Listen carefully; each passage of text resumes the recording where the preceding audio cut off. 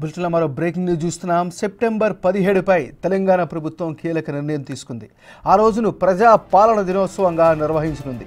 హైదరాబాద్లో సీఎం రేవంత్ రెడ్డి జెండా ఎగురవేస్తారు. అన్ని జిల్లాల్లో మంత్రులు, సలహాదారులు, కార్పొరేషన్ల చైర్మన్లు జెండా ఎగురవేయనున్నారు. ఈ మేరకు జెండా ఎగురవేసే ప్రజాప్రతినిధుల పేర్లను ప్రభుత్వం ఖరారు చేసింది.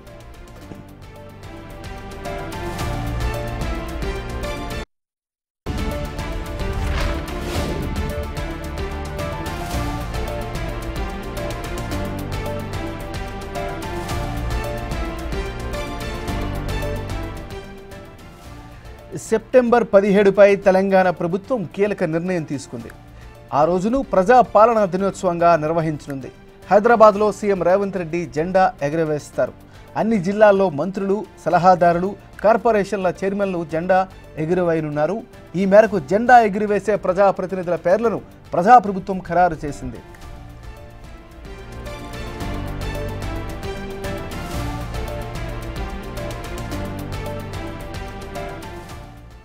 సెప్టెంబర్ 17పై తెలంగాణ ప్రభుత్వం కీలక నిర్ణయం తీసుకుంది. ఆ రోజును ప్రజా పాలన దినోత్సవంగా నిర్వహించనుంది. ఇక ఇదే అంశానికి సంబంధించి మరింత తాజా సమాచారాన్ని మా అసోసియేట్ ఇన్పుట్ ఎడిటర్ నగేష్ అందిస్తారు. నగేష్, చెప్పండి.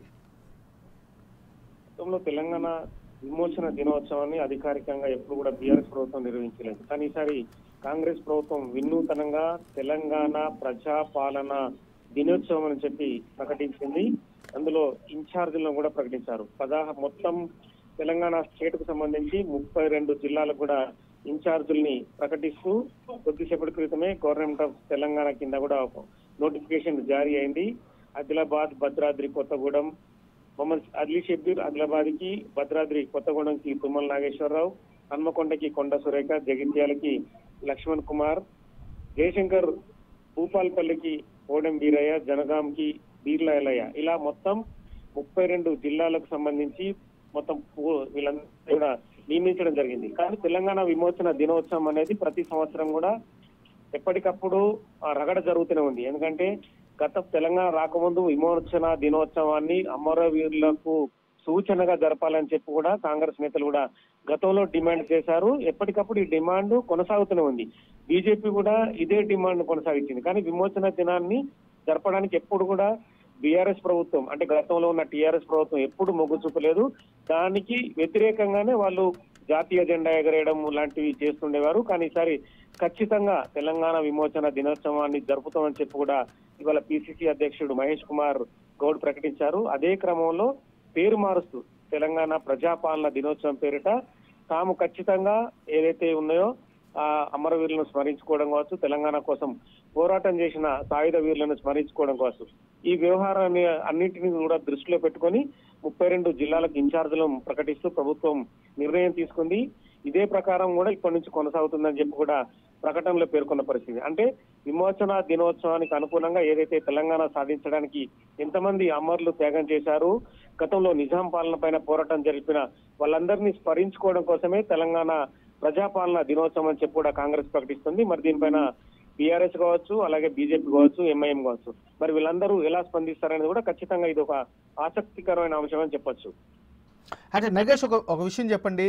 ఈ ఈ ఈ డేట్కి చాలా విశిష్టత ఉంది. ఇప్పటికే అనేకమైనటువంటి ఉద్యమాలు జరిగాయి. దీనికి ఒక విశిష్టత ఉంది తెలంగాణ చరిత్రలో. దీనిపైన తాజా నిర్ణయం ఎలాంటి ఇంపాక్ట్ చూపించే అవకాశం ఉంది? మరి ఖచ్చితంగా ఇంపాక్ట్ చూపిస్తుంది. ఎందుకంటే ఎంఐఎంని అప్పుడు కొంతవరకు వాళ్ళను అంటే వాళ్ళు పొత్తులో బీఆర్ఎస్ పొత్తులో గతంలో ఉండేవారు. ఎంఐఎంని వ్యతిరేకించే విధంగా ఏ ప్రకటన కూడా బీఆర్ఎస్ ప్రభుత్వం అప్పుడు చేయకపోయేది. ఎందుకంటే అప్పుడున్న టీఆర్ఎస్ ప్రభుత్వం ఎంఐఎంను వ్యతిరేకించడం కానీ ఎంఐఎంను ఎదిరించే శక్తి కూడా చేయలేకపోయింది.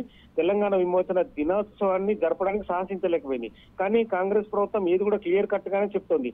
తాము ఏదైతే తెలంగాణ ప్రజలకు సంబంధించిన వాళ్ళ విశ్వాసాన్ని కావచ్చు, తెలంగాణ ప్రజల అమరులు కావచ్చు, గతంలో నిజాం పాలనపై పోరాటం చేసి ఎంతో మంది అమరులయ్యారు, ఎంతో మంది చాలా మంది అవమానాలకు గురయ్యారు. ఆ విషయాన్ని ఎప్పటికప్పుడు తాము మర్చిపోయే ప్రసక్తి లేదని చెప్పి కాంగ్రెస్ ప్రభుత్వం చెప్పకనే చెప్తుంది. ఈ క్రమంలోనే తెలంగాణ విమోచన దినోత్సవం కాకుండా తెలంగాణ ప్రజాపాలన విమోచన దినోత్సవం అనే పేరుతో తాము ఖచ్చితంగా ఏదైతే జెండాలు ఎగరేస్తాం, ఖచ్చితంగా 33 జిల్లాల్లో కూడా ఇదే కార్యక్రమం అధికారికంగా కొనసాగుతుందని చెప్పి కూడా అధికారిక ప్రకటనని విడుదల చేస్తూ ప్రకటన జారీ చేసింది.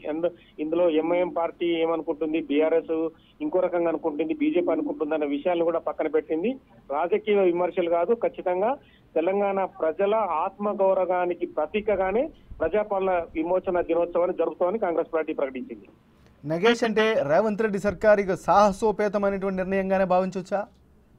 ఖచ్చితంగా భావించవచ్చు. ఎందుకంటే రేవంత్ రెడ్డి ఏ విషయంలో కూడా వెనుకడుగు వేస్తలేడు. ఎందుకంటే తాను తీసుకున్న నిర్ణయాల్లో వెనుకడుగు వేసే ప్రసక్తి లేదని చెప్పి ఇవాళ పరేడ్ అంటే ఏదైతే ఎస్ఐల పాసింగ్ అవుట్ పరేడ్ జరిగిందో అందులో క్లియర్ కట్ గానే చెప్పాడు, ఏ అడుగు వేసినా కూడా తెలంగాణ ప్రజల ఆకాంక్షలకు అనుగుణంగా అభివృద్ధికి ఖచ్చితంగా తాము ముందుంటాం, అవసరమైతే సొంతంగా నేనే నిర్ణయాలు తీసుకుంటా, ఎవరికి భయపడే ప్రసక్తి లేదని చెప్పాడు. ఎందుకంటే హైడ్రా కావచ్చు, పోలీసులకు సంబంధించిన ఏదైతే ఫ్రెండ్లీ పోలీసింగ్ ఉందో, నేరస్తుల పాలిట ఖచ్చితంగా కఠినంగా వ్యవహరించే విధానం కావచ్చు, ఇవన్నీ కూడా ఖచ్చితంగా కాంగ్రెస్ ప్రభుత్వం ఎవరి ఒత్తిళ్లకు లొంగదు.